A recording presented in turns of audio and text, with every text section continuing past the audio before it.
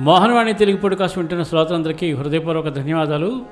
ఈరోజు ఈ రెండో షాట్లో విష్ణు అనే పేరుకి ఉండే అర్థం ఏమిటో తెలుసుకుందాం. విష్ణు అనే పదానికి అర్థం, సంస్కృతంలో విష్ణు అంటే సర్వవ్యాపి, అన్నింటిలో ప్రవహించే శక్తి, సర్వాన్ని కాపాడే దేవుడు అని అర్థం. హిందూ మతంలో విష్ణువు అనేవాడు సృష్టిని కాపాడే, సమతుల్యం చేసే, ధర్మాన్ని నిలబెట్టే పరమదేవుడు.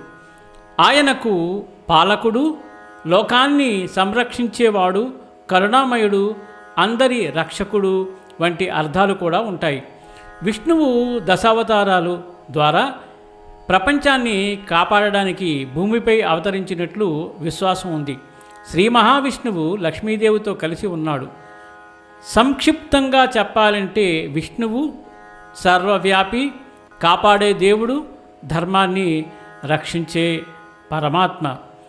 విష్ణుమూర్తి యొక్క పేరులో ఉండే అంతరార్థం అందరూ గ్రహించి ఉంటారని చెప్పి మనస్ఫూర్తిగా కోరుకుంటూ ఈ వీడియోని ఎక్కువ మందికి షేర్ చేయండి. ఆ శ్రీ మహావిష్ణు యొక్క కరుణా కటాక్షాలకు పాత్రుల కండి. సర్వేజన సుఖినో భవంతు, లోకా సమస్త సుఖినో భవంతు. ధన్యవాదాలు. స్వస్తి.